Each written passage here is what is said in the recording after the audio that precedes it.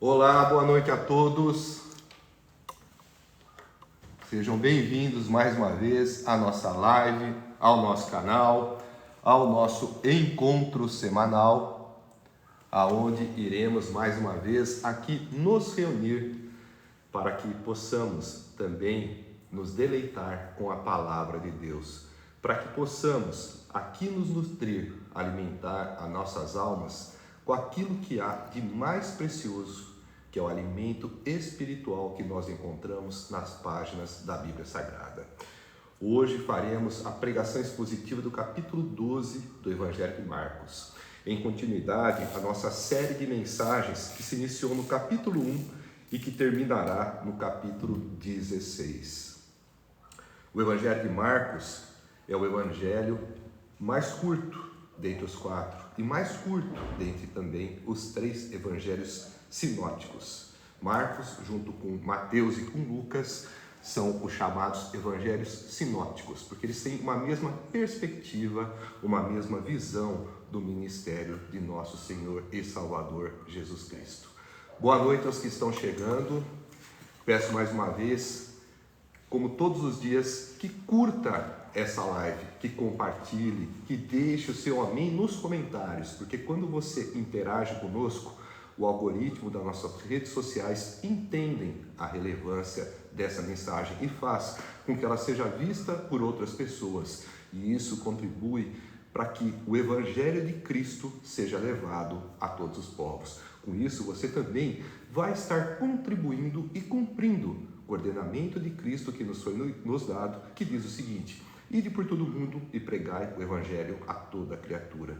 Quando você coloca o dedo no curtir, quando você leva também o seu dedo ao botão de compartilhar e quando você tece um comentário, você contribui para que essa mensagem atinja muitas outras pessoas e você também acaba abençoando a cada uma delas. Boa noite aos que estão chegando.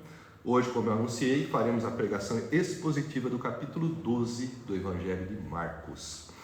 O Evangelho de Marcos, vamos fazer um breve resumo do que se trata este livro sagrado. O Evangelho de Marcos foi escrito pelo evangelista de mesmo nome, o próprio Marcos, ou melhor conhecido como João Marcos. E é um evangelho destinado, dirigido ao público de Roma, ao público da capital do império dominante na época, para a igreja nascente naquela província, naquela região da própria capital do império e também para os gentios, os não convertidos que habitavam ali.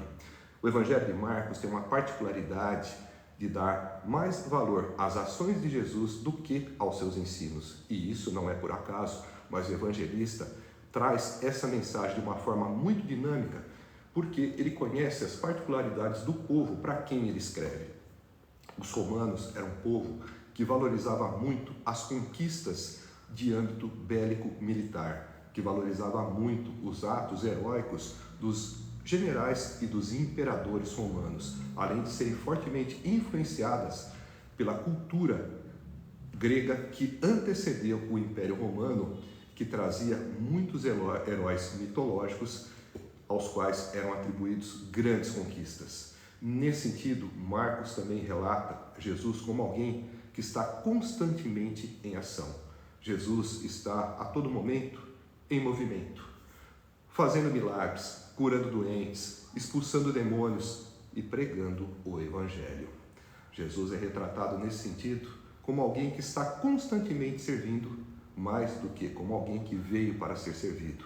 Mas no final, como era de se esperar, Marcos retrata Jesus como o Senhor dos senhores, como o Rei dos reis. Ao mesmo tempo em que vem como servo, vem também como Senhor, como aquele que fez o que nenhum rei foi capaz de fazer, o que nenhum general nunca fez e o que nenhum imperador teve capacidade de fazer. Jesus morre numa cruz, mas 3 dias depois ressuscita, vencendo a morte, vencendo o pecado, vencendo o diabo, vencendo os inimigos da própria humanidade, vencendo tudo aquilo que nenhum ser humano jamais foi capaz de fazer. E assim se colocando na própria condição do Deus que se encarnou, do Filho de Deus, do esperado, do Messias que havia de vir. Boa noite aos que estão chegando. Nós vamos dar início agora, nesse momento, à pregação expositiva do capítulo 12 do Evangelho de Marcos. Antes, eu convido você a nos acompanhar em uma oração, onde nós pediremos a Deus para que nos dê a iluminação necessária para que possamos ter a compreensão devida de cada passagem que iremos estudar. Peço também a Deus para que nos dê não só a iluminação, mas a devida inspiração, para que possamos, além de compreender, termos condições de transmitir e ensinar o que cada passagem tem a nos dizer, a mensagem espiritual que cada trecho das Sagradas Escrituras tem a nos mostrar, para que possamos assim nos edificar e para que possamos também conhecer em maior profundidade a essência e o caráter do nosso Deus na pessoa de nosso Senhor e Salvador Jesus Cristo. Que o Espírito Santo nos acompanhe, que o Espírito Santo esteja com cada um de nós, que o Espírito Santo vá até vocês, fazendo com que cada palavra que for lançada em vossas mentes e que chegar em vossos corações sejam como sementes que encontram um solo fértil e que possam, assim, pela ação majestosa e divina do Espírito Santo, promover uma germinação e uma frutificação, dando fruto para 100, para 60 e para 30. É o que eu peço a Deus em nome de Jesus. Amém. A primeira passagem do capítulo 12, ela possui o seguinte título: a parábola dos lavradores. Antes de nós darmos início à leitura dessa passagem, é importante que nós nos lembremos o contexto em que nós estamos nesse momento da narrativa do Evangelho. Jesus já se encontra na sua última semana de vida. Jesus já está em Jerusalém, nos últimos momentos, nos últimos dias que antecedem a sua crucificação, a sua morte e a sua ressurreição. Jesus vem enfrentando uma série de oposições por parte, principalmente, da elite judaica, especificamente dos sacerdotes, dos escribas, dos mestres da lei, daqueles que eram ligados ao legalismo religioso e que não conseguiam compreender a profundidade das palavras de Jesus nos seus ensinamentos. Jesus não transgredia e não distorcia a lei, mas ele a cumpria, mas da forma como se deveria cumprir, porque ele tinha autoridade para interpretar as Escrituras mais do que qualquer mestre do seu tempo tinha. Afinal de contas, ele era o Messias, era o Filho de Deus e o próprio Deus que entregou a lei aos homens por intermédio de Moisés. Então, ninguém melhor do que Jesus para mostrar qual deve ser a correta interpretação da lei e o seu devido cumprimento. E isso acabava fazendo com que houvesse embates muito acalorados e até mesmo hostis entre Jesus e os mestres da lei. A parábola que nós vamos agora dar início à leitura, que aqui abre o capítulo 12, é a parábola dos lavradores. Essa parábola dos lavradores também nós encontramos em algumas versões como parábola dos lavradores maus. Ela também é encontrada no Evangelho de Mateus e no Evangelho de Lucas, e nós encontramos os seguintes dizeres. Então Jesus começou a lhes falar por parábolas.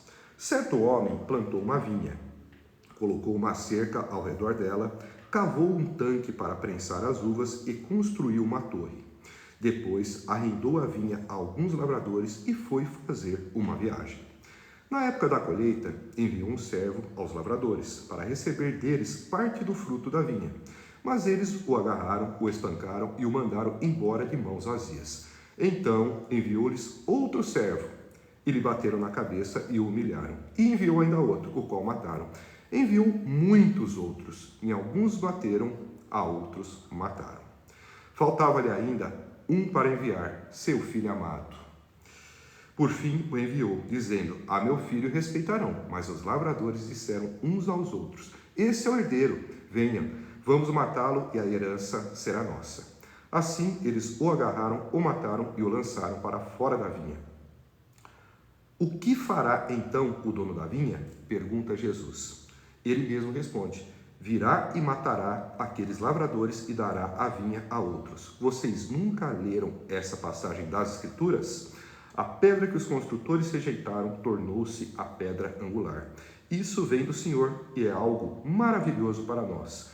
Então começaram a procurar um meio de prendê-lo, pois perceberam que era contra eles que ele havia contado aquela parábola. Mas tinham medo da multidão, por isso o deixaram e foram embora. Essa parábola nos traz profundos ensinamentos acerca das questões que nós acabamos de comentar antes de fazer essa leitura, que tratavam justamente das divergências entre Jesus e os mestres da lei. O contexto em que essa passagem acontece é que Jesus ele já estava em um embate acalorado com os mestres da lei, com os fariseus, com os sacerdotes religiosos, acerca da pessoa de João Batista. Isso é o que nós verificamos no final do capítulo 11. E na sequência, Jesus inicia uma nova contenda com eles, contando essa parábola. E o que essa parábola significa? O que ela quer nos ensinar? O que ela exatamente quer nos transmitir? Ou melhor, transmitir para aqueles aos quais Jesus contou.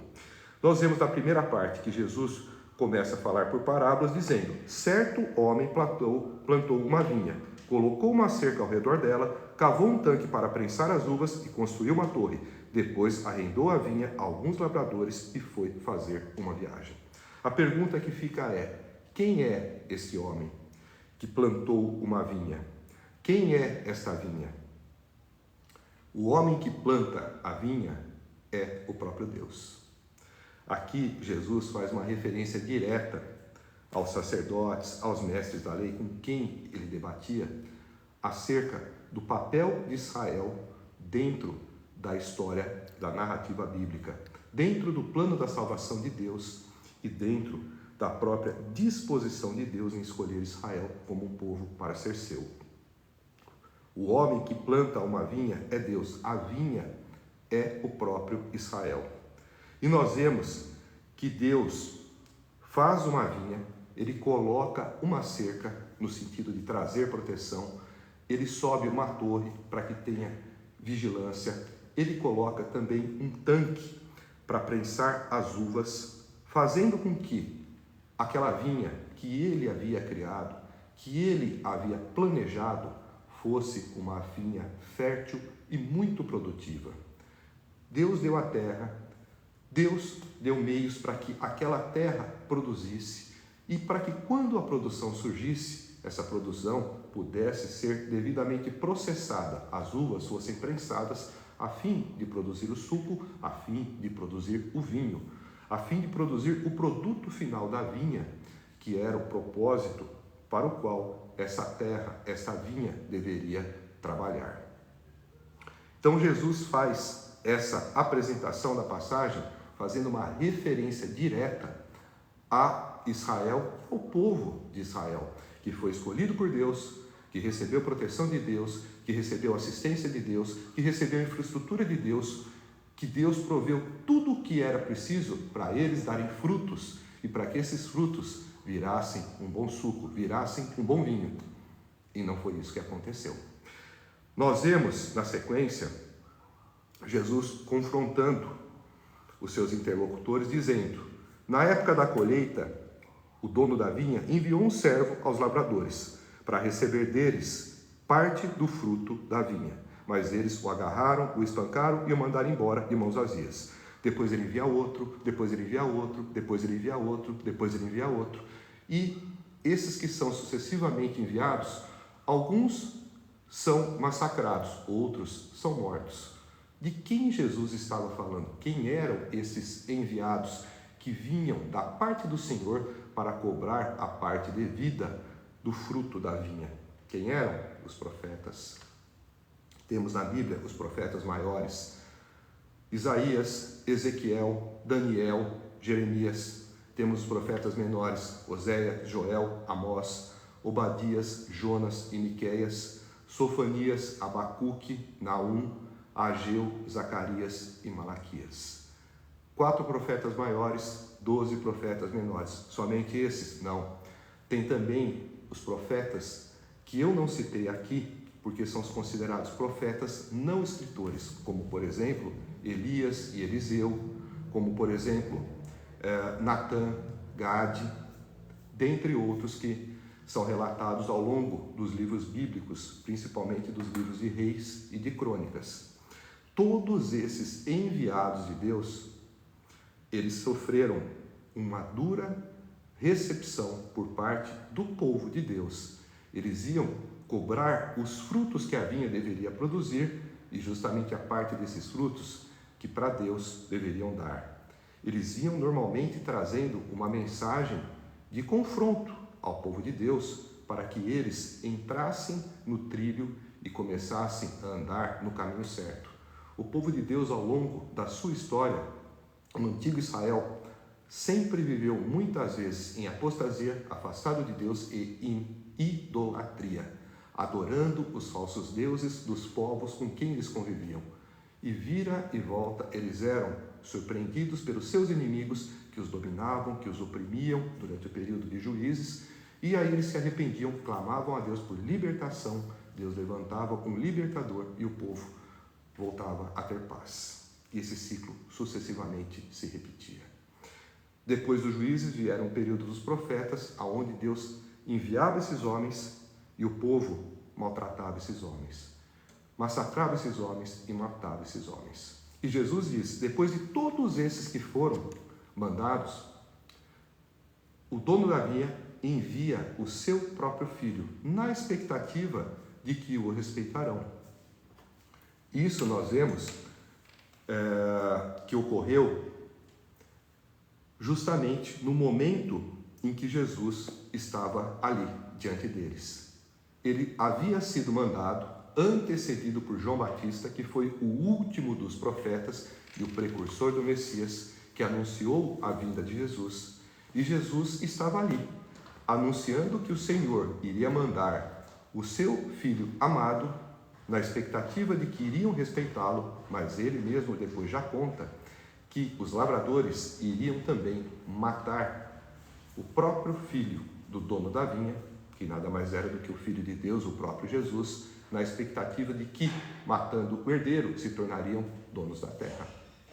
Jesus anuncia o que estaria muito próximo, a poucos dias de acontecer com ele. E o interessante é que nós vemos que na sequência ele também anuncia a consequência do que isso vai acontecer, disso que vai acontecer. Ele diz: o que fará então o dono da vinha?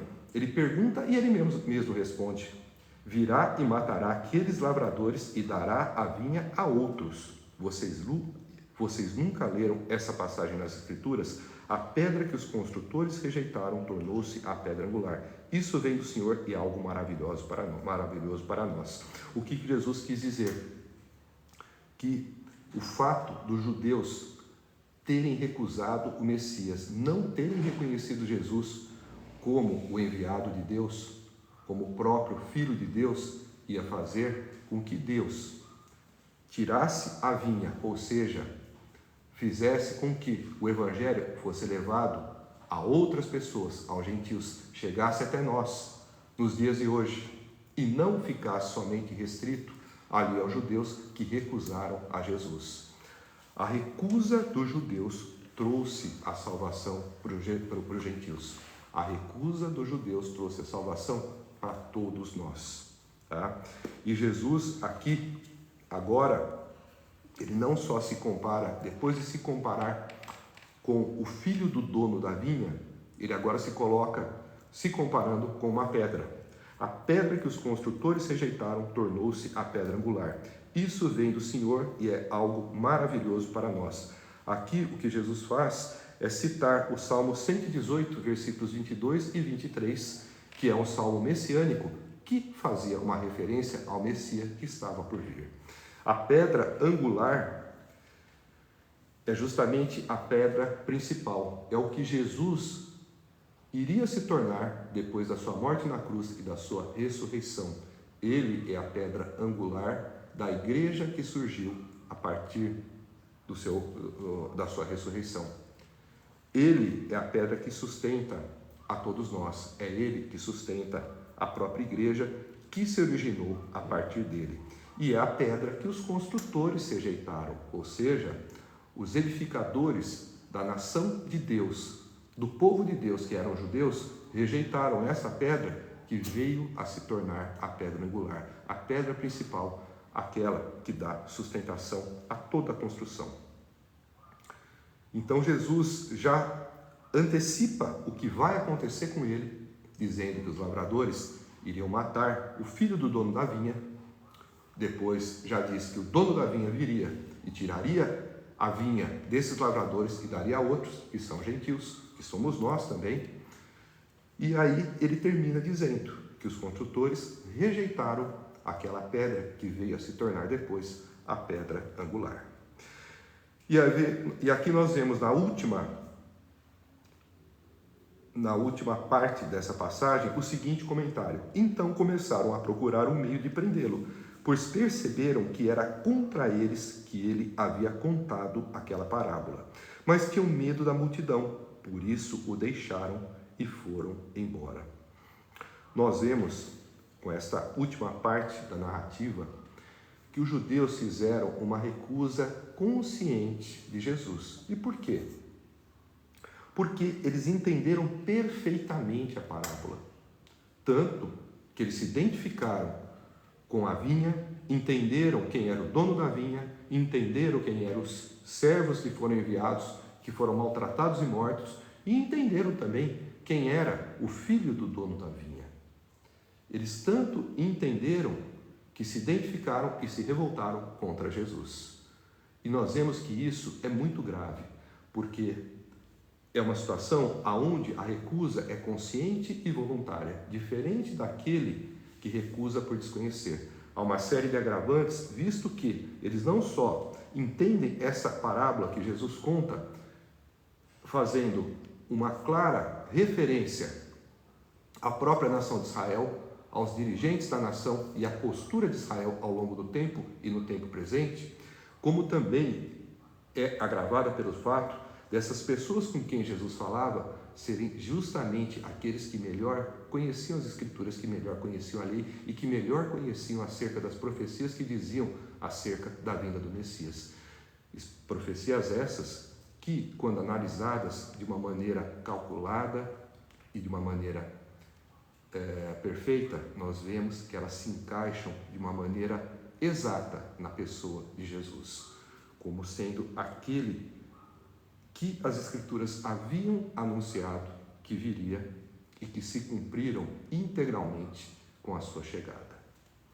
Por isso, nós vemos que para aqueles que têm conhecimento da verdade e recusam a verdade, a condenação é maior. Afinal de contas, a nação de Israel, o povo de Deus, o povo judeu, passou depois por grandes humilhações, vindo a ter a cidade de Jerusalém e o templo completamente destruídos no ano 70, algo que também foi, um pouco adiante, nos dias seguintes, profetizado por Jesus.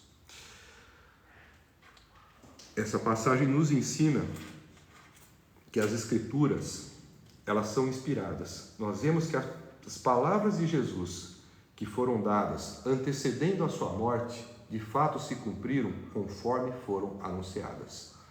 Cristo disse que eles rejeitariam o filho do dono da vinha. Jesus era o filho do dono da vinha e dias depois acabou sendo morto, confirmando que foi rejeitado. Tornou-se a pedra angular e nós vemos que de fato tudo o que foi dito foi cumprido. A pergunta que fica é: será que as profecias que faltam se cumprir acerca da volta do Messias, da volta de Cristo, também não vão se cumprir? Com certeza se cumprirão e estão muito próximos de se consumarem. Nós vamos agora para a passagem seguinte, que tem o seguinte título: o pagamento de imposto a César. É uma passagem bastante conhecida, aonde nós encontramos um versículo que muitas vezes é repetido, é enfatizado, mas eu acredito que seja também parcialmente interpretado. Muitos dizem: dai a César o que é de César e a Deus o que é de Deus. Mas será que quem repete rotineiramente essa frase sabe de fato o que ela significa? Nós vamos explicar.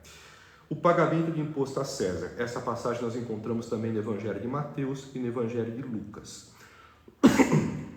Mais tarde, enviaram a Jesus alguns dos fariseus e herodianos para o apanharem em alguma coisa que ele dissesse.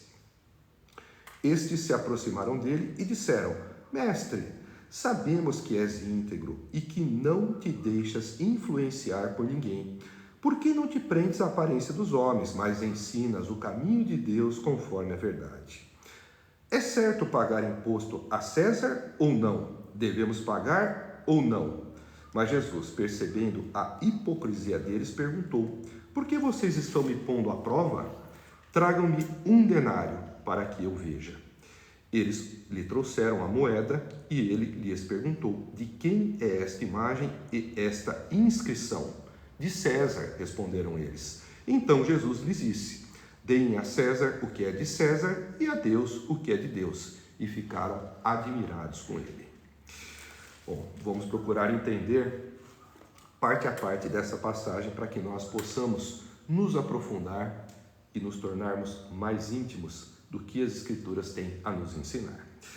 Nós vemos que aqui fariseus e herodianos estavam unidos, estavam em conluio para tentarem apanhar Jesus em alguma coisa que ele dissesse.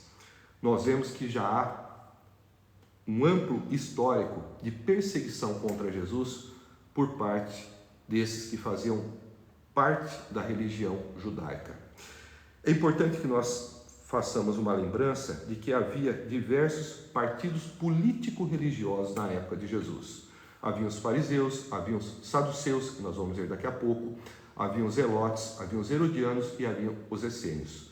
Rapidamente, os fariseus eram os legalistas, eram os ortodoxos, eram os mais vigilantes com relação ao cumprimento da lei. Os saduceus, eles eram também envolvidos com a parte religiosa, mas eles tinham um envolvimento político muito grande. Do ponto de vista religioso, eles só acreditavam como sendo inspirados os 5 primeiros livros do Antigo Testamento, somente o Pentateuco, somente a Torá, Gênesis, Êxodo, Levítico, Números e Deuteronômio. O restante eles não levavam em consideração, esses saduceus. Não acreditavam na ressurreição dos mortos, do último dia, em vida após a morte, em alma, em anjos e demônios, em céu e inferno e nem em juízo. Os zelotes, os saduceus, eles tinham um privilégio muito grande dado por parte dos romanos no que diz respeito à questão da fiscalização dos impostos do templo. Havia também, portanto, esse um alinhamento com os romanos. Os fariseus, eles eram mais patriotas, ligados aos judeus e, portanto, não gostavam dos romanos. Havia também os herodianos, que aqui são citados, que são os simpatizantes do rei Herodes, que era odiado pelo povo judeu porque ele era visto como um impostor ocupando o trono de Davi, visto que ele nem era da linhagem de Judá, que era a linhagem real, e visto que ele era um idumeu, descendente dos edomitas, inimigos históricos de Israel, que são descendentes de Esaú, irmão de Jacó.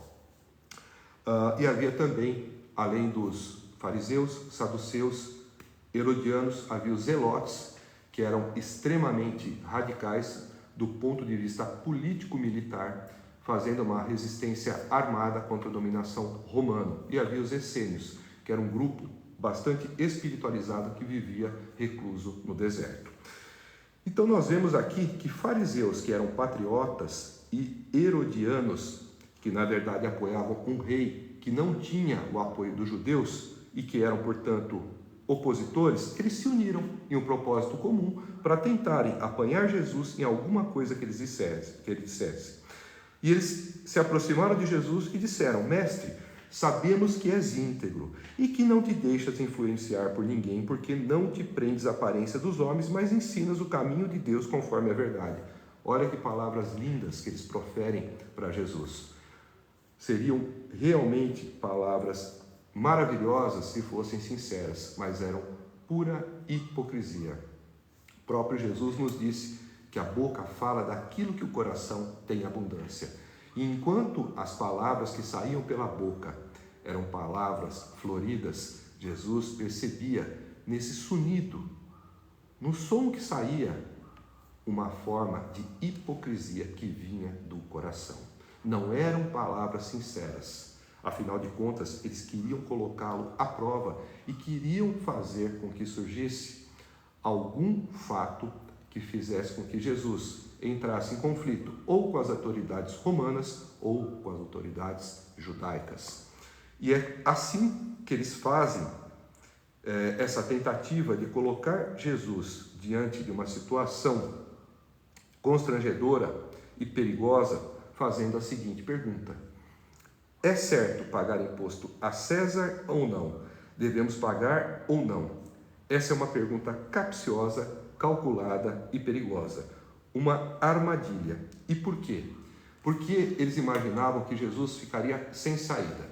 Se ele dissesse que eles não devem pagar imposto a César, automaticamente Jesus seria enquadrado dentro da legislação romana, possivelmente como um seditor, como alguém que estaria promovendo uma insurreição, como alguém contrário ao Império Romano. Isso poderia dar prisão e, eventualmente, até uma execução. Por outro lado, se ele dissesse, vocês devem pagar imposto, ele seria ali visto de uma maneira desfavorável por toda a multidão, que era bastante resistente ao pagamento de impostos, visto que os impostos eram muitas vezes abusivos. Então, se ele dissesse que deveria pagar imposto, ele entraria ali em desavença com os próprios fariseus, com os zelotes, com parte dos herodianos e com a população em geral, porque ele estaria ali dando uma opinião extremamente impopular e, entre aspas, politicamente incorreta à luz da visão daqueles tempos. Mas Jesus, percebendo a hipocrisia deles, perguntou. Normalmente Jesus responde uma pergunta mal intencionada com uma pergunta inteligente. E foi assim que ele fez, perguntando: por que vocês estão me pondo à prova? Tragam-me um denário para que eu o veja. O que era um denário? Denário era uma moeda que correspondia ao equivalente que seria pago pela jornada de um dia de trabalho para um trabalhador comum da época. Então trouxeram o denário, a moeda, ele examina a moeda e pergunta: de quem é esta imagem e esta inscrição? Havia em um lado da moeda uma efígie, como a gente encontra em algumas traduções, que é uma imagem esta do próprio imperador, de César. E havia também uma inscrição. Essa inscrição divinizava o imperador. E aí então, Jesus inteligentemente responde: então, deem a César o que é de César e a Deus o que é de Deus. O que Jesus quis dizer com isso? A César, em primeiro lugar, nós vemos que Jesus, quando ele faz esta colocação, nós temos dois aspectos para ser analisado: o que é de César e o que é de Deus. A César, o que é de César, é para que se dê a ele o dinheiro, o valor monetário contido naquela moeda e o valor que deve ser pago como imposto. Por outro lado, a Deus, o que é de Deus, ele está dizendo com relação à adoração. Você deve dar a moeda, mas você não deve considerar o que vem escrito na moeda. A inscrição que a moeda traz, que diviniza o imperador, ou colocando na condição de filho de Deus e de intermediário junto a Deus, essa não deve ser levada em consideração. Os que pagassem impostos deveriam apenas dar o dinheiro e não considerar que aquela efígie que estava ali era alguém que merecia o título que a moeda atribuía a ela. Aquilo era um homem comum, era um imperador e não um Deus. Por mais que a moeda tentasse divinizar com as suas palavras a pessoa do imperador, essa adoração, essa devoção, ela deveria ser exclusivamente dedicada a Deus. Então, nesse sentido, Jesus separa muito bem o que é dos homens e o que é de Deus. A parte material, Jesus não via problema nenhum que fosse dada como era de direito do Império Romano. Isso tem implicações. Mas aquilo que a moeda trazia em termos de inscrição, em termos de conceito, isso você não deveria dar. Você dá a moeda, mas você não reconhece aquilo que está escrito na moeda, que diviniza o imperador. Você deve pagar a César, sabendo que César é apenas César, que César não é Deus, nem o Filho de Deus e nem um intermediário entre os homens e Deus. Então, a adoração deve ser dada somente a Deus. Nenhum judeu deveria adorar César, porque tinha a face dele na moeda ou porque a moeda dizia que César era Deus. Era isso que Jesus bem destacava. E, nesse sentido, quando ele manda pagar impostos, Jesus também legitima a autoridade do Estado romano como uma instituição de direito, como alguém que está ali colocada com a permissão de Deus e que, como instituição estatal, tem o direito de cobrar impostos. Jesus não proíbe que os impostos sejam pagos, mas a resposta que ele dá, legitimando o pagamento de impostos, também dá o reconhecimento do Estado romano como autoridade. E acerca das autoridades também, o apóstolo Paulo nos diz que nós devemos ser obedientes às autoridades. Por quê? De certa forma, as autoridades, elas estão submissas ao comando de Deus. Eles são como representantes de Deus instituídos na terra. Nós devemos entender essas palavras de Paulo não no sentido de nós respeitarmos o indivíduo que ocupa um determinado cargo, mas respeitarmos o cargo que está ocupado por um determinado indivíduo. Ainda que muitos digam, eu não respeito um determinado político que ocupa tal cargo. Você não vai respeitar o político, mas vai respeitar o cargo que ele ocupa. É nesse sentido que Paulo nos diz que nós precisamos respeitar as autoridades, porque elas são instituídas com Deus com o propósito de promover o bem e de evitar que o mal acabe por se propagar. As autoridades estabelecem leis que promovem o progresso e promovem o bem e, ao mesmo tempo, criam um mecanismo para evitar a disseminação do mal. Nesse sentido, as autoridades elas devem ser respeitadas, segundo nos disse Paulo e, conforme aqui também vemos, Jesus legitimando o pagamento de impostos para o Império Romano. O imposto também tinha uma questão sentimental e moral por parte dos judeus. Os judeus se consideravam o povo de Deus e um povo livre, um povo que foi liberto do cativeiro egípcio, do cativeiro babilônio, e um povo que, portanto, não deveria ser escravo ou submisso a ninguém. E a obrigação de pagamento de impostos aos romanos era visto pelos judeus patriotas como se isso fosse um ato de escravidão, que um povo teologicamente, moralmente e sentimentalmente livre não deveria pagar. Então o imposto era realmente uma questão de atrito entre judeus e romanos. Nesse sentido, nós vemos que nós não devemos de forma alguma divinizar ou endeusar nenhum político, nenhuma autoridade, mas nós devemos respeitar o cargo que elas ocupam, ainda que nós não simpatizemos com os ocupantes. Nesse sentido, nós vemos que o pagamento de impostos, por mais indesejável que seja esse ato, até em nossos dias, muitos se sentem lesados com o tanto que pagam de impostos, mas é algo que é chancelado e algo autorizado por Deus na pessoa de Jesus. Vamos agora para a próxima passagem, que tem o seguinte título: A realidade da ressurreição. Nós encontramos também essa passagem nos evangelhos de Mateus e de Lucas.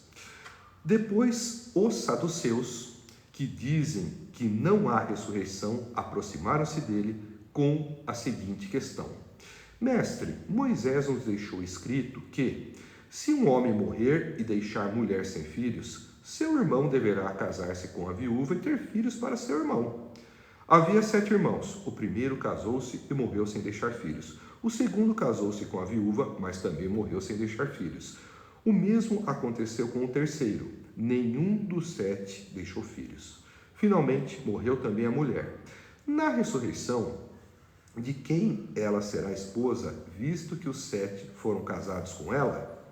Jesus respondeu: vocês estão enganados, pois não conhecem as Escrituras nem o poder de Deus. Quando os mortos ressuscitam, não se casam nem são dados em casamento, mas são como os anjos nos céus. Quanto à ressurreição dos mortos, vocês não leram no livro de Moisés, no relato da sarça, como Deus lhe disse: eu sou o Deus de Abraão, o Deus de Isaque e o Deus de Jacó? Ele não é Deus de mortos, mas de vivos. Vocês estão muito enganados. É uma passagem que exige bastante atenção para o seu entendimento, para a sua interpretação, porque ela traz uma série de eventos que são intimamente relacionados ao contexto cotidiano judaico e às leis que os judeus obedeciam, que foram dadas por Moisés. O que acontece aqui é que Jesus está sendo sucessivamente sabatinado com perguntas de cunho, ora teológico, ora político, com o intuito de fazer com que ele acabe por proferir alguma frase, alguma palavra ou alguma resposta que possa comprometê-lo diante das autoridades romanas ou das autoridades judaicas. Então nós vimos que antes foram os fariseus e os herodianos, e agora são os saduceus, que vêm até Jesus fazendo uma pergunta com o fim de testá-los. E nós vemos que é uma pergunta hipócrita, é uma pergunta também capciosa. Como não conseguiram apanhar Jesus em uma pergunta de cunho político, agora eles partem para uma pergunta de cunho teológico. O interessante é justamente a maneira como as pessoas se comportam diante da ânsia por prejudicar Jesus. Elas abrem mãos dos seus propósitos, elas abrem mão das suas crenças e elas simplesmente agem de uma forma fingida e hipócrita naquilo que falam, com o propósito de tentar apanhar Jesus em alguma palavra. E eu digo hipocrisia porque os saduceus vieram fazer uma pergunta sobre ressurreição, sendo que eles representavam o grupo político religioso dentre os judeus que não acreditavam em ressurreição. Era aquele grupo que eu falei que só acreditava como sendo inspirados os 5 primeiros livros do Velho Testamento, que são os livros do Pentateuco, Gênesis, Êxodo, Levítico, Números e Deuteronômio, que tem autoria atribuída a Moisés. Eles não criam em vida após a morte, em alma, em anjos e demônios, em céu e inferno, e no juízo final, além de não crerem, obviamente, na ressurreição. Então, eles fazem uma pergunta baseada na lei do levirato, que era uma lei que está definida no livro de Deuteronômio, no capítulo 25, versículo 5, que era basicamente uma lei para proteger as viúvas. O que basicamente a lei do levirato definia? Que se um homem morresse, um homem casado falecesse e não tivesse deixado filhos com a viúva deveria ser tomada por um dos seus irmãos e deveria, se assim, gerar uma descendência do homem falecido a partir da viúva e do próprio irmão. Os filhos que nascessem da viúva com o irmão seriam atribuídos ao irmão falecido.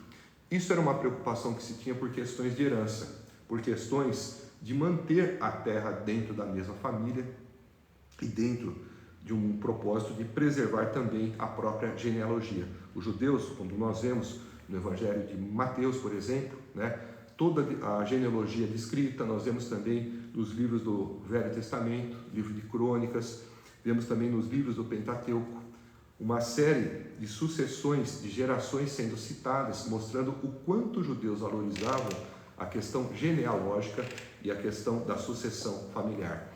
Então, essa lei tinha o propósito de fazer com que a viúva não ficasse desassistida e, ao mesmo tempo, o marido falecido não ficasse sem um sucessor para dar continuidade ao seu legado e para herdar também o seu patrimônio.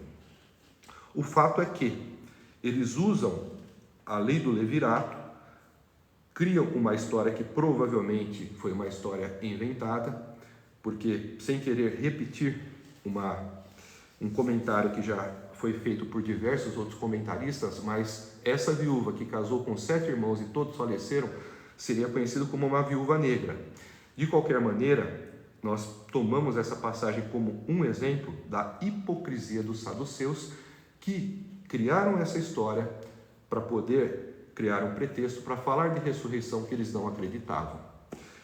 Então, nós vemos aqui que Jesus, depois de ouvir essa pergunta de cunho hipócrita que lhe foi feita e mal intencionado, objetivando que Jesus fosse pego em algum deslize de cunho teológico, Jesus dá a seguinte resposta: vocês estão enganados, pois não conhecem as Escrituras nem o poder de Deus. O que Jesus queria dizer com isso? Primeiro, eles não conhecem as Escrituras porque as Escrituras não são somente 5 livros. Tinha todo o Velho Testamento já escrito e conhecido na época de Jesus, e eles desconsideravam os livros históricos, os escritos proféticos, os livros poéticos, como sendo livros inspirados. E esses livros traziam revelações importantes acerca da história do povo de Deus e acerca do plano de salvação. E eles erravam porque eles não conheciam as Escrituras. Eram somente os 5 livros, e nem os 5 livros, que eram os livros da Torá, os livros do Pentateuco, os livros de Moisés, eles conheciam em profundidade.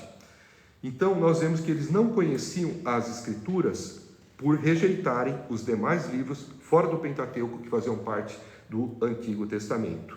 E também não conheciam o poder de Deus. Não conheciam o poder de Deus porque eles não viam que a ressurreição do último dia era citada no livro de Daniel, era citada no livro dos Salmos, que eles não haviam lido. Então, nesse sentido, não conheciam o poder de Deus, que é capaz de ressuscitar mortos, sim. Não só os mortos que foram ressurretos no Antigo Testamento por Eliseu e por Elias, mas também os que foram por Jesus e os que hão de ser na ressurreição do último dia.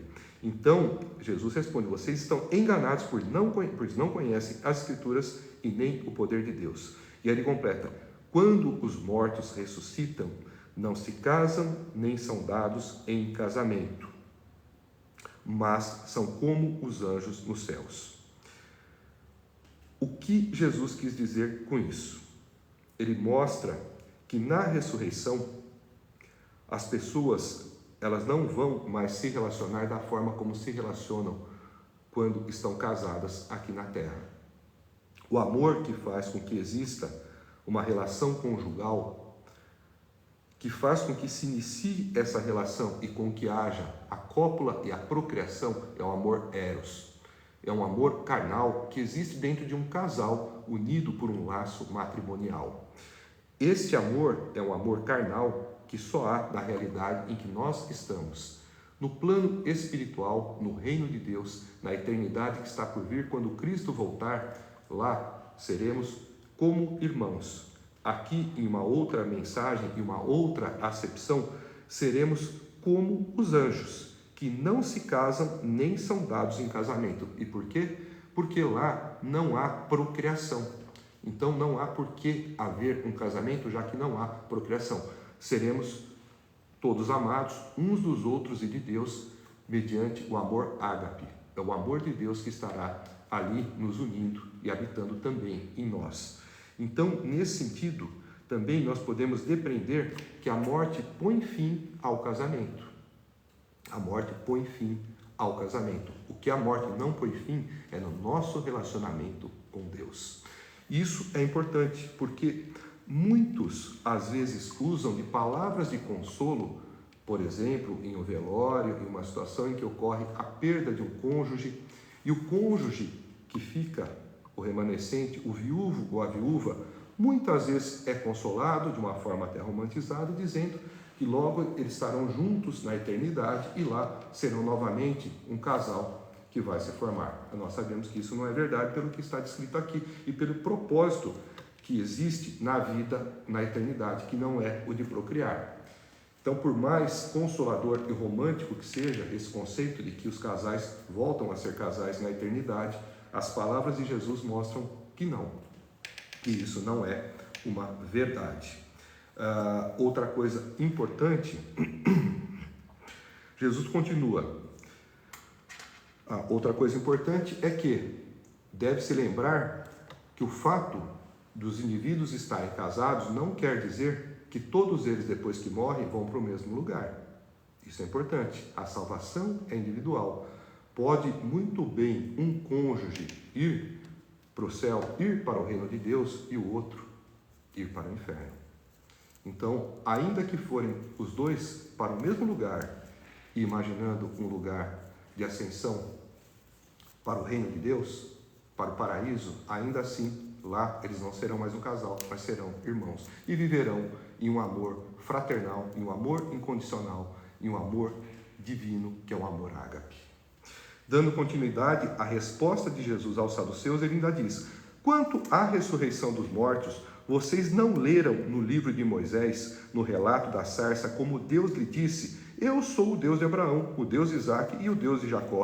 Ele não é Deus de mortos, mas de vivos. Vocês estão muito enganados.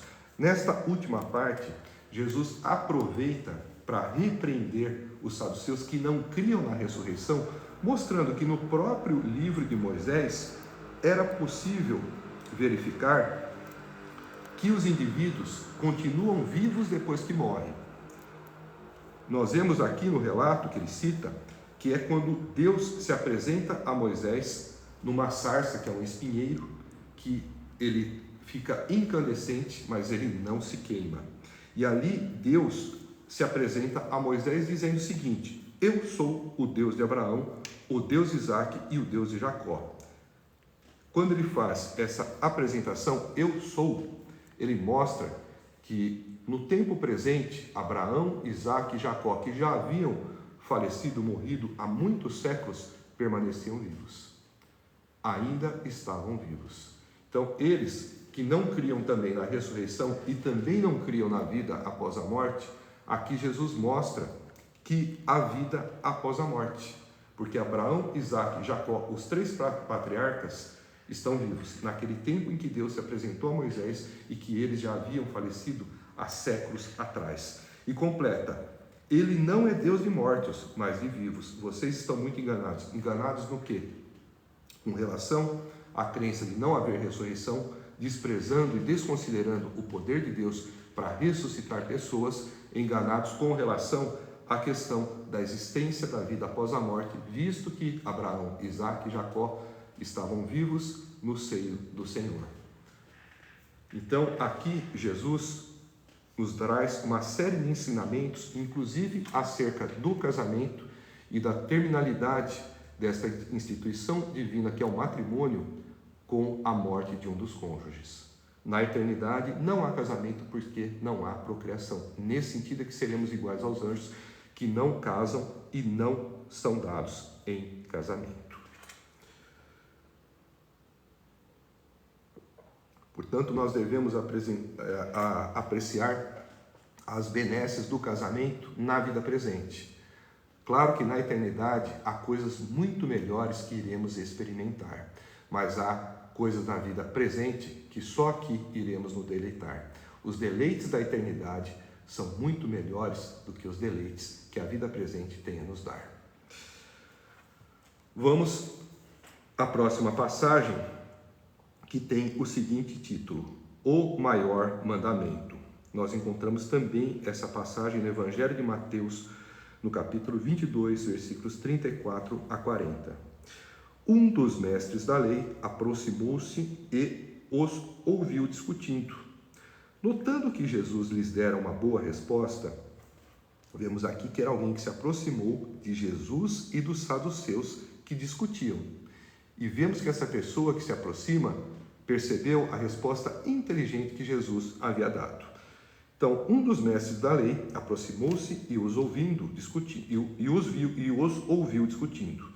Notando que Jesus lhes dera uma boa resposta, perguntou-lhe: de todos os mandamentos, qual é o mais importante? Respondeu Jesus: o mais importante é este: ouça, ó Israel, o Senhor, o nosso Deus, o Senhor é o único Senhor. Ame o Senhor, o seu Deus, de todo o seu coração, de toda a sua alma, de todo o seu entendimento e de todas as suas forças. O segundo é este: ame o seu próximo como a si mesmo. Não existe mandamento maior do que estes. Muito bem, mestre, disse o homem. Está certo ao dizeres que Deus é único e que não existe outro além dele. Amá-lo de todo o coração, de todo o entendimento e de todas as forças, e amar ao próximo como a si mesmo é mais importante do que todos os sacrifícios e ofertas. Vendo que ele tinha respondido sabiamente, Jesus lhe disse: você não está longe do reino de Deus. Daí por diante, ninguém mais ousava lhe fazer perguntas. O que nós percebemos nessa passagem é que Jesus vem sendo sucessivamente testado, provado, de diversas formas, com diversas táticas, por diversas pessoas. Primeiro, ele recebe questionamentos de cunho político a respeito do imposto. Depois, ele é testado do ponto de vista teológico e, novamente, ele é testado de um ponto de vista espiritual, teológico e legal. Legal no sentido da lei religiosa. Nós vemos que chega alguém, nesse momento, é o primeiro que, de uma forma sincera e honesta, vem até Jesus de um modo amável, reconhecendo a autoridade dele como mestre e faz uma pergunta sincera. Para muitos, essa pergunta pode parecer óbvia, quando se pergunta qual é o maior dos mandamentos. Mas nós precisamos entender aquele contexto em que Jesus estava e em que o interlocutor o abordou para lhe fazer essa pergunta sobre o maior mandamento. Ele perguntou: de todos os mandamentos, qual é o mais importante? Muitos devem estar se perguntando: ora, ele deve estar falando dos 10 mandamentos, mas não. É importante que nós nos lembremos que a lei ela era composta dos 10 mandamentos que nós academicamente costumamos chamar da parte moral da lei. Não há esse termo na Bíblia. Academicamente ele costuma ser usado como os 10 mandamentos, como sendo os mandamentos morais, exceto o 4º mandamento, que diz a respeito da guarda do sábado, que é o mandamento cerimonial.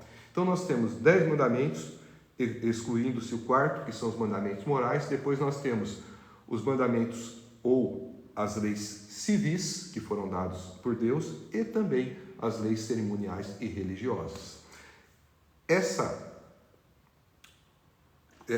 Esse conjunto de leis totalizava 613 mandamentos.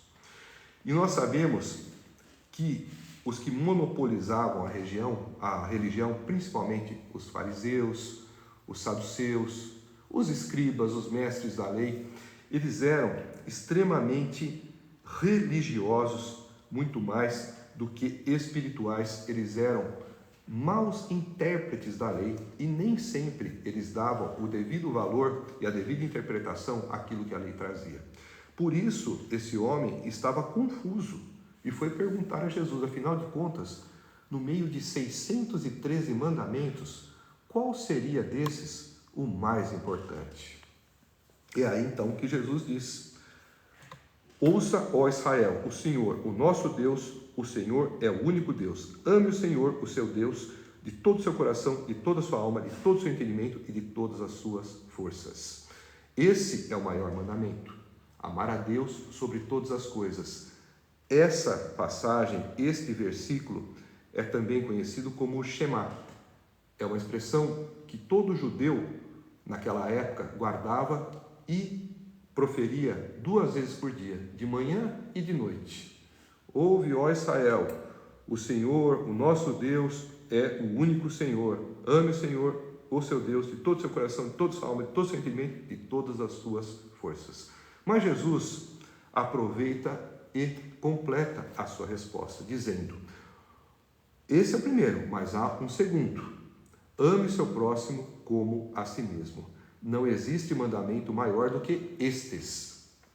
Vejam bem, Jesus dá uma ênfase importante, ele levanta quase na mesma altura do primeiro mandamento, o segundo mandamento, que diz a respeito da necessidade de se amar ao próximo como amar a si mesmo.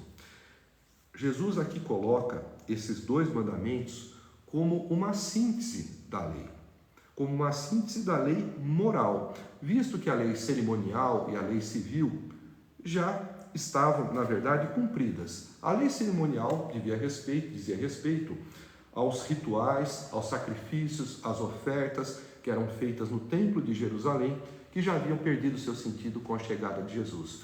Todos os rituais, todas as ofertas, todos os sacrifícios, todos os símbolos da religião judaica apontavam para a figura do Messias que estava ali. Então, essas leis, elas já não tinham mais significado.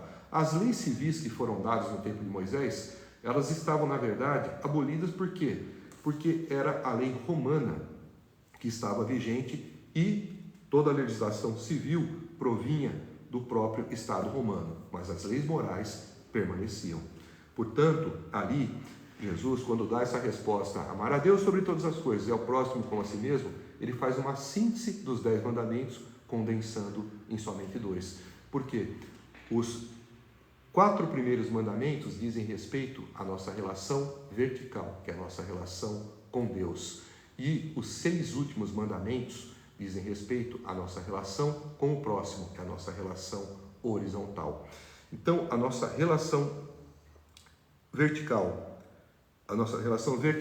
que é a nossa relação com Deus, pode ser resumida em um mandamento: amar a Deus sobre todas as coisas. E a nossa relação horizontal pode ser resumida em amar ao próximo como a si mesmo. Amar ao próximo como a si mesmo é honrar pai e mãe, não matar, não cometer adultério, não dar falso testemunho, não cobiçar as coisas alheias.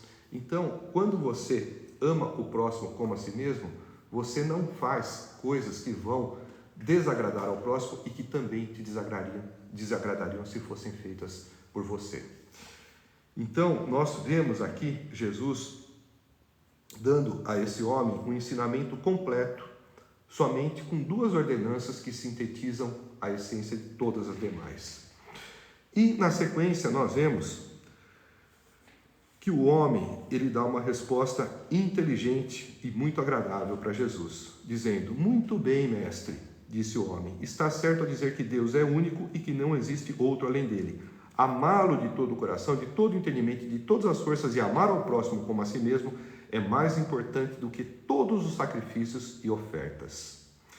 Essa frase final, ele mostra que ele de fato entendeu o que Jesus quis dizer e, mais do que isso, ele estava muito próximo da compreensão do que era a essência do cristianismo em relação ao judaísmo, onde ele coloca que amar a Deus e amar ao próximo é mais importante do que todas as ofertas e sacrifícios. E Jesus, na sequência, o elogia, dizendo: você não está longe do reino de Deus.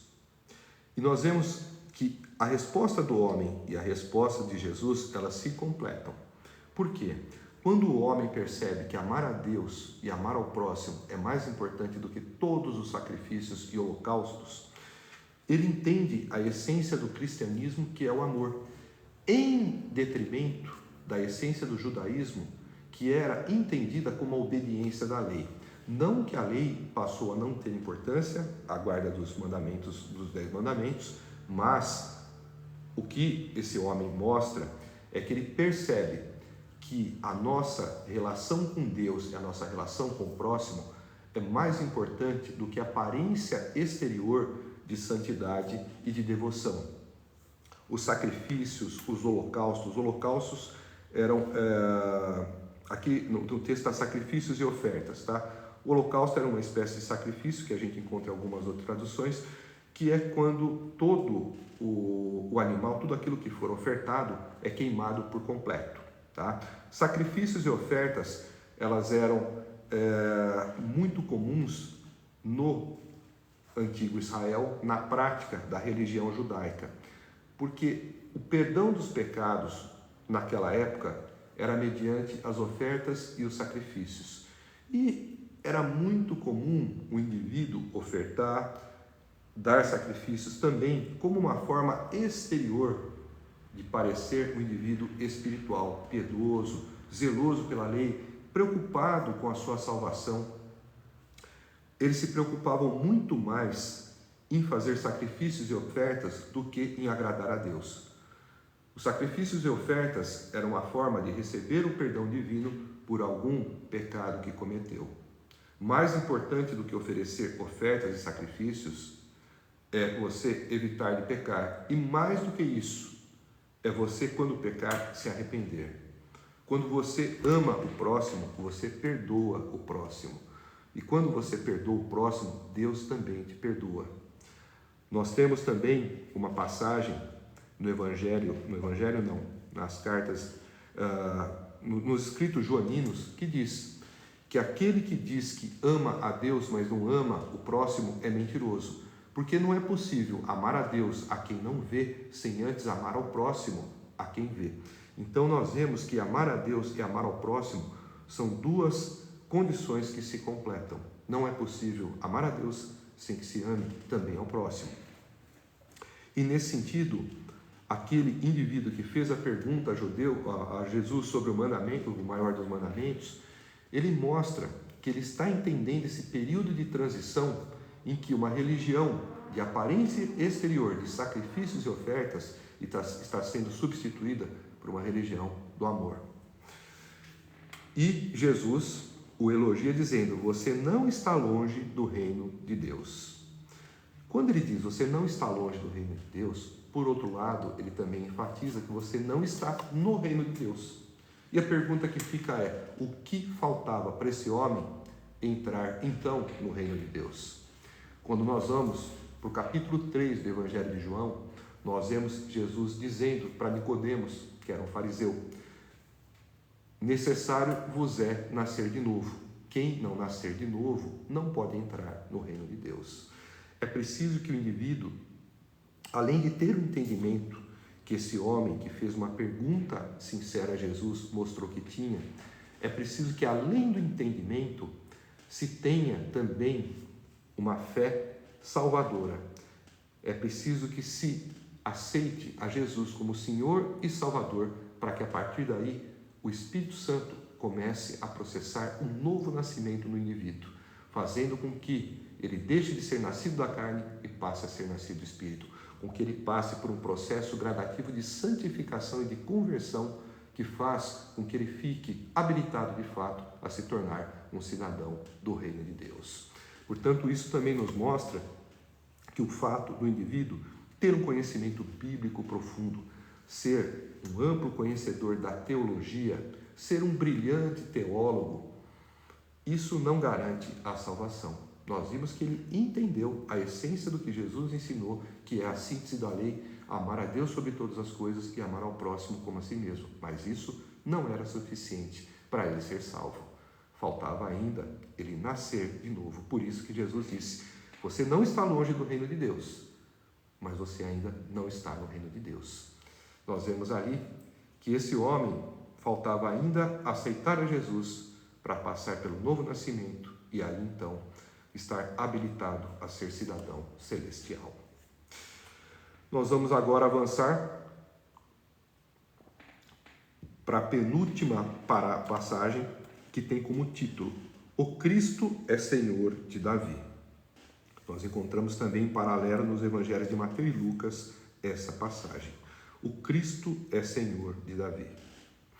Ensinando no templo, Jesus perguntou: como os mestres da lei dizem que o Cristo é filho de Davi? O próprio Davi, falando pelo Espírito Santo, disse: o Senhor disse ao meu Senhor: senta-te à minha direita até que eu ponha os teus inimigos debaixo de teus pés. O próprio Davi o chama de Senhor. Como pode, então, ser ele seu filho? E a grande multidão o ouvia com prazer. Ao ensinar, Jesus dizia: cuidado com os mestres da lei. Eles fazem questão de andar com roupas especiais, de receber saudações nas praças e de ocupar os lugares mais importantes nas sinagogas e os lugares de honra nos banquetes. Eles devoram as casas das viúvas e, para disfarçar, fazem longas orações. Estes receberão condenação mais severa. O que essa passagem tem a nos ensinar? Também é uma passagem que exige um conhecimento do contexto de época em que Jesus vivia e de algumas particularidades da religião judaica. Quando Jesus pergunta ali ao povo, dizendo: como os mestres da lei dizem que o Cristo é filho de Davi? Aqui, Jesus, ele estava em um momento do seu ministério que já antecedia em pouco a sua morte. Jesus já havia se declarado como sendo o Messias, como sendo quem ele era. Já havia, nós vemos no Evangelho de João, no relato para a mulher samaritana, que ele se declara como sendo o Messias. Nós vemos aqui que ele já tinha feito inúmeros milagres que mostravam a sua natureza messiânica e divina. Nós vemos que ele já havia explicado diversas vezes aos discípulos que, como Cristo, como o Messias, ele haveria de morrer numa cruz, mas que ressuscitaria, como previa as Escrituras acerca dele mesmo. Ele, quando entrou em Jerusalém, ele aceitou a aclamação: Hosana, filho de Davi. Então, quer dizer, Jesus já estava ali explicitamente reconhecendo quem ele era. Já havia anunciado a todos quem ele era. E então, ele pergunta ao povo: como que os mestres da lei dizem que o Cristo é filho de Davi? O próprio Davi, falando pelo Espírito Santo, disse: o Senhor disse ao meu Senhor. O Senhor disse ao meu Senhor: senta-te à minha direita até que eu ponha os teus inimigos debaixo de teus pés. O próprio Davi o chama de Senhor. Como pode então ser ele seu filho?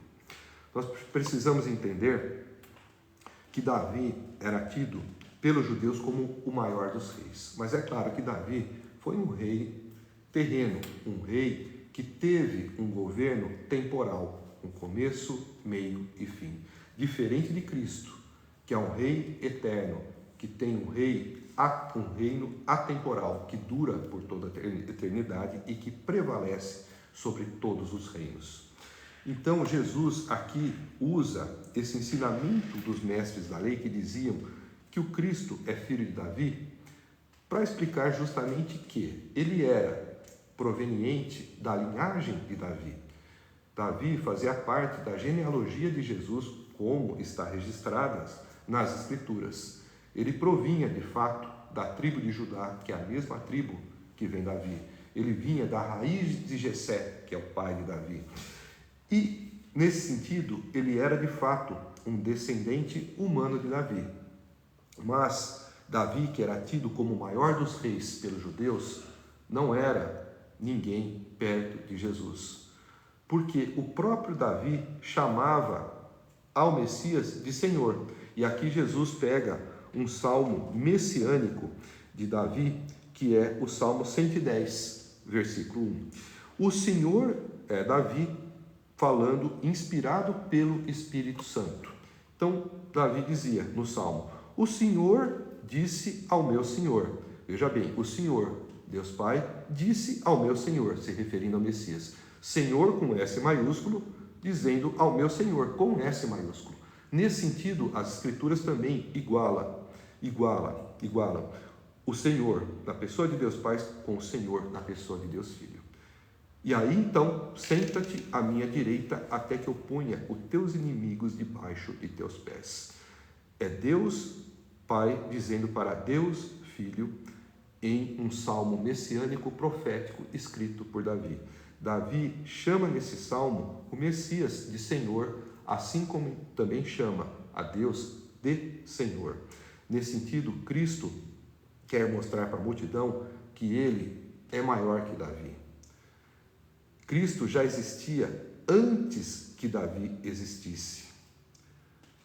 E nós vemos que a passagem que fala senta-te à minha direita até que eu ponha os teus inimigos debaixo de teus pés, é uma frase dita por Deus Pai a Deus Filho e faz referência justamente ao período que vai da ascensão de Jesus até a sua volta, que é quando os seus inimigos serão colocados debaixo dos pés. É quando o juízo virá, Satanás, os anjos caídos e os seus seguidores serão julgados, condenados e lançados no inferno. Então, aqui Jesus deixa bem claro para a multidão que, embora ele seja filho de Davi no sentido de sucessão hereditária, no sentido genealógico, ele é maior que Davi, porque Davi chama a ele de Senhor. E ele já existia antes que Davi existisse. E nós vemos aqui na sequência, e a grande multidão o ouvia com prazer. Ao ensinar, Jesus dizia: cuidado com os mestres da lei. Eles fazem questão de andar com roupas especiais, de receber saudações nas praças e de ocupar os lugares mais importantes nas sinagogas e os lugares de honra nos banquetes. Eles devoram as casas das viúvas e, para disfarçar, fazem longas orações. Esses receberão condenação mais severa. O que Jesus queria dizer? Jesus primeiro evoca a figura dos mestres da lei para fazer uma declaração acerca de Davi, de que Davi teria feito acerca de Jesus. E logo na sequência, ele faz uma advertência ao povo acerca dos mestres da lei. Por quê? Eles eram pessoas que gostavam de mostrar externamente uma falsa espiritualidade. Eles eram como aquela figueira que tinha folhas, mas que não tinha figos, que tinha uma aparência exterior de fertilidade, mas que intimamente não tinha frutos. Então, o que nós vemos é Jesus dizendo: cuidado com eles, porque eles parecem que são espirituais, mas não são. É só aparência, é pura religiosidade. Eles fazem questão de andar com roupas especiais, sempre muito bem vestidos e com roupas que serviam para caracterizá-los como pessoas ligadas à atividade religiosa. Em outras passagens nós vemos que Jesus fala que eles usavam longas franjas. As franjas eram adereços que faziam parte da roupa, da vestimenta, que tinham o propósito de fazer com que eles lembrassem da pessoa de Deus. Então, franjas muito grandes nas roupas davam um ar de extrema espiritualidade. Nossa, que pessoa preocupada em não se esquecer da pessoa de Deus. Ele põe franjas tão grandes para que não tenha o risco de ele não conseguir vê-las e de não se lembrar da pessoa de Deus. Nós vemos também em outras passagens que eles usavam os filactérios, que eram umas caixas pequenas que ficavam amarradas na região da cabeça e que continha no interior partes da lei ou a lei na totalidade, os mandamentos da lei mosaica, que era uma interpretação literal de um versículo que nós encontramos no Pentateuco, que dizia que eles deveriam ter, o povo de Deus, a lei gravada na fronte e amarrada no braço. Ou seja, era uma forma de dizer que eles deveriam ter o conhecimento da lei, e eles acabaram por interpretar de uma forma literal essa passagem da Bíblia, pendurando, muitas vezes na cabeça, uma caixinha com os escritos da lei. Tudo isso dava um ar exterior de espiritualidade, mas que na verdade era somente aparência, era pura religiosidade. Eles gostavam de ocupar os lugares mais importantes na sinagoga, os lugares principais, os de honra, nos banquetes. E aí Jesus diz: eles devoravam as casas das viúvas e, para disfarçar, fazem longas orações. Eles receberão condenação mais severa. O que era esse devorar as casas das viúvas? Naquela época, quando o esposo falecia, era necessário fazer um inventário. E as pessoas autorizadas a tal procedimento eram justamente os mestres da lei. Eles tinham o conhecimento dos trâmites legais que deveriam ser tomados, e isso fazia com que eles fossem habilitados para tal procedimento. O problema é que eles acabavam fazendo com que as viúvas perdessem boa parte do patrimônio no ato de se fazer o inventário. Eu não sei detalhes desse processo, mas o que nós sabemos pelo texto e pelos escritos da tradição é que, ao fazer o inventário, eles tomavam posse de alguns bens que não deveriam tomar. E nós vemos que eles, para disfarçar, faziam longas orações. Era como uma forma de mostrar para Deus um suposto arrependimento, e mais do que isso, era uma forma de barganhar com Deus, uma forma de oferecer uma longa oração para que Deus os perdoasse do fato de terem ali prejudicado as viúvas. Então, Jesus completa dizendo: esses receberão condenação mais severa.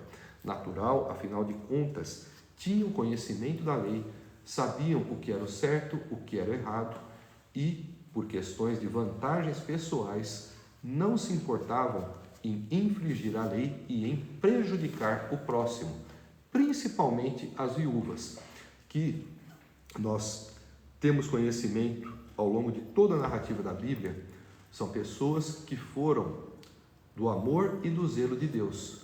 As viúvas e os órfãos são pessoas que, tanto a religião do Antigo Testamento quanto a religião do Novo Testamento, tanto o judaísmo como o cristianismo, enfatizam como sendo aqueles que nós devemos nos preocupar. As viúvas e os órfãos. E esses que deveriam ensinar a lei e que deveriam não só ensinar, mas praticar a lei dando o exemplo de zelo pelas viúvas, eram justamente aqueles que acabavam por roubar as viúvas. Por isso, eles teriam uma condenação mais severa, assim disse Jesus. Isso também nos convida a refletir e a termos cuidado no nosso agir. Nós que somos cristãos e que temos conhecimento das Escrituras, que conhecemos, portanto, a vontade de Deus, devemos ser cuidadosos no nosso agir, para que o nosso andar, para que as nossas atitudes não estejam na contramão da vontade de Deus. Porque quando nós sabemos o que é o certo e mesmo assim optamos por fazer o errado, a punição que nos cairá será seguramente mais severa.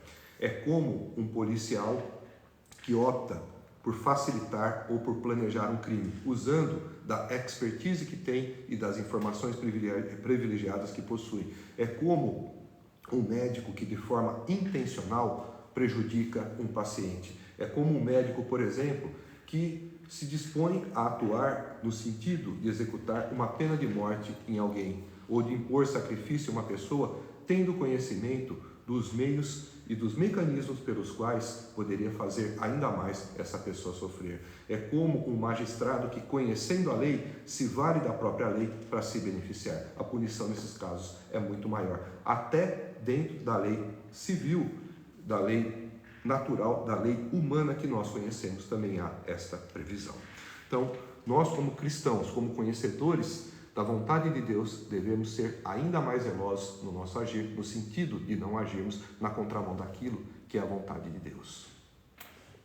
Vamos para a última passagem, que tem como título a oferta da viúva. Nós encontramos essa passagem também em Lucas, no capítulo 21, versículos de 1 a 4. Jesus sentou-se em frente do lugar onde eram colocadas as contribuições e observava a multidão colocando o dinheiro nas caixas de ofertas. Muitos ricos lançavam ali grandes quantias. Então, uma viúva pobre chegou-se e colocou 2 pequeninas moedas de cobre de muito pouco valor. Chamando a si os seus discípulos, Jesus declarou: afirmo-lhes que esta viúva pobre colocou na caixa de ofertas mais do que todos os outros. Todos deram do que lhes sobrava, mas ela, da sua pobreza, deu tudo o que possuía para viver. Uma passagem singela, uma passagem breve, curta, mas de profundos ensinamentos.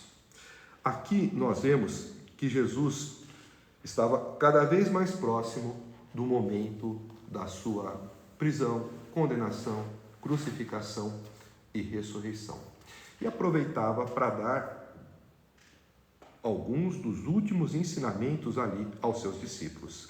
E ele estava sentado em frente do lugar onde eram colocadas as contribuições. E ele via a multidão colocando dinheiro nas caixas de ofertas. Haviam caixas de ofertas para diferentes tipos de ofertas. E nós vemos que Jesus estava lá, que ele observava. E o que Jesus observava? Observava o que as pessoas davam, o que elas colocavam, o que elas tinham em suas mãos, em seus bolsos e em seus corações. Jesus estava lá e, na sua onisciência, em seu conhecimento pleno como Senhor, sabia que nem sempre aquilo que a mão trazia condizia com o que o indivíduo tinha no seu coração. E ele via que muitos ricos lançavam ali grandes quantias. Se ele via, outros também viam. Afinal de contas, a ideia que se tem é que o lugar era público. E muitos ricos que ali passavam lançavam grandes quantias. Então, uma viúva pobre chegou-se e colocou 2 pequeninas moedas de cobre de muito pouco valor. Aqui, na versão que nós estamos lendo, em grego, essas moedinhas chamavam-se 2 leptos, que valiam 1 quadrante. Ou seja, 2 leptos valiam 1 quadrante, que era 1/4 de denário, que era 1/4 daquela moeda que Jesus pediu, que tinha efígie de César, que tinha também uma inscrição que divinizava César. Então, era muito pouco o valor daquelas moedas, a ponto da própria Escritura ressaltar esse fato. 2 pequeninas moedas de cobre de muito pouco valor. Mas, diante disso, diante desse gesto, que parecia um gesto insignificante, mas que em sua essência era um gesto para lá de generoso, Jesus chama os seus discípulos e declara: afirmo-lhes que esta viúva pobre colocou na caixa de ofertas, que é também conhecida como gasofilácio, mais do que todos os outros. Todos deram do que lhes sobrava, mas ela, da sua pobreza, deu tudo o que possuía para viver. Nós vemos que Deus valoriza mais a intenção que nós trazemos no coração do que a contribuição que nós colocamos na mão. Ali, Jesus via que aquela mulher, ela fazia um esforço acima de todos os demais para poder ofertar o pouco que tinha, mas que para ela era tudo o que tinha. Os outros que davam e que muito mais se importavam em aparecer, pois sabiam que estavam sendo vistos, davam do que lhes sobrava. O esforço que o rico fazia para dar uma contribuição muito significativa era um esforço muito menor do que aquela pobre viúva fazia para dar 2 moedinhas de cobre. E Jesus reconhecia nessa mulher como alguém que fazia um gesto muito maior e mais significativo do que aqueles ricos que muitas ofertas traziam. Porque Jesus via que ela dava tudo o que tinha, que ela abria mão daquilo que poderia ser o seu sustento para poder contribuir com a pessoa de Deus, para poder ofertar para a casa de Deus. Nós vemos que essa atitude da viúva não passou desapercebida pelos olhos de Deus na pessoa de Jesus. Isso é claro que eu não estou fazendo um convite a vocês para doarem, no sentido de serem generosos no doar para poder a Deus agradar. Aqui não estamos falando de oferta, de dízimo, de contribuição, mas da intenção com que se faz a doação. Mais do que o valor da oferta é a intenção com que se faz a oferta. Essa mulher quis de fato mostrar um amor a Deus que era maior do que o amor a si mesmo. Ela amava a tal ponto a Deus que era capaz de dar tudo o que tinha para agradar a Deus. Essa mulher, de fato, foi reconhecida por Jesus e nos convida também, diante da sua atitude, a refletirmos se nós temos dado também o melhor de nós, eu não estou falando de dinheiro, para Deus, para Jesus? Será que nós estamos dando o melhor de nossa capacidade cognitiva, intelectual, por exemplo, para pregar o Evangelho? Será que nós estamos nos preparando com o melhor que podemos para ganhar almas para Cristo? Será que nós estamos dedicando uma parte adequada do nosso tempo para estudarmos as Escrituras? Será que nós estamos dedicando um tempo devido para evangelizar? Vejam que muitos aqui, os ricos, deram muito dinheiro, mas aquela mulher que deu pouco mostrou que amava a Deus mais do que todos eles. E muitas vezes você, não tendo condições de ofertar em dinheiro, você pode muito bem contribuir para o crescimento do reino de Deus, levando o Evangelho a toda criatura. Afinal de contas, foi essa a ordenança que Cristo nos deu: ide por todo mundo e pregai o Evangelho a toda criatura. Quanto do seu tempo e quanto da sua disposição você tem dedicado a cumprir essa missão? É isso que você deve pensar. É nisso que nós devemos refletir. Será que nós estamos dando o nosso melhor para Deus e para Jesus? É isso que eu te convido a refletir.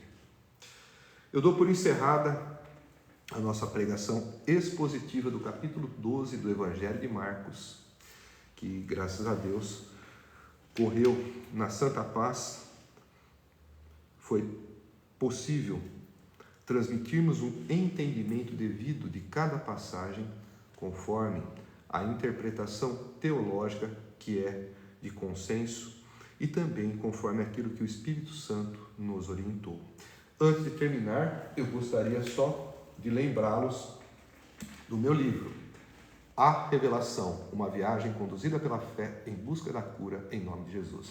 Essa obra eu escrevi ao longo de 5 anos e meio e iniciei a sua escrita logo que tive o meu chamado, no dia 8 de janeiro de 2018, alguns dias depois. Essa obra, ela trata basicamente de cura, ela é um tratado teológico cristocêntrico, é um tratado de medicina espiritual e um tratado de física quântica. Eu recebi o chamado no dia 8 de janeiro de 2018, onde Deus me comissionou para um ministério de evangelização global e para a realização secundária e em paralelo de um ministério de cura.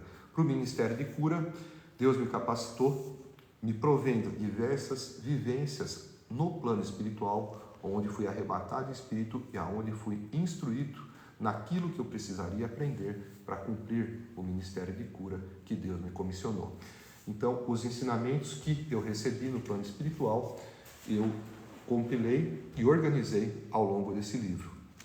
Aqui você vai entender como que os maus sentimentos podem nos fazer adoecer, como que os bons sentimentos, as orações, as cores, as notas musicais podem também nos ajudar a curar, e vai entender com maior profundidade a constituição da nossa essência e da nossa individualidade como seres humanos, formados por um corpo material e por uma alma, que é constituída de corpos espirituais e de estruturas funcionais.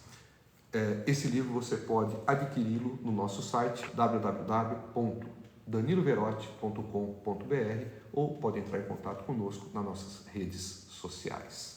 Muito obrigado. E para encerramento, nós vamos fazer uma oração. Vamos agradecer a Deus pela assistência que nos deu neste momento em que estivemos comprometidos com o ensino da sua sagrada e divina palavra. Devemos agradecer a Deus pela iluminação que recebemos, que nos permitiu ter uma correta compreensão de cada passagem. Devemos agradecer pela inspiração que o Espírito Santo nos trouxe, nos capacitando para podermos ensinar aquilo que entendemos de tudo que foi lido. E devemos agradecer a Deus pela oportunidade que nos deu de aqui nos reunirmos em seu santo nome e sermos assim abençoados com seus divinos ensinamentos, que nos proporcionaram também uma oportunidade de melhor conhecer o seu divino Filho, o nosso Senhor e Salvador e também Deus, Jesus Cristo. É assim que eu oro a Deus em agradecimento, em nome de Jesus. Amém. Uma boa noite a todos, que a paz de Cristo e que o amor de Deus esteja com cada um de vós e que o Espírito Santo haja em vossas mentes e em vossos corações, fazendo com que essas palavras que vocês ouviram sejam como sementes semeadas em um solo fértil, que um agricultor divino, o Espírito Santo, fará com que elas germinem e frutifiquem, dando frutos para 100, para 60 e para 30. E que vocês, a partir daí, distribuam esses frutos com quem vocês encontrarem, para a glória de Deus. Amém. Que Deus lhes abençoe. Uma boa noite a todos.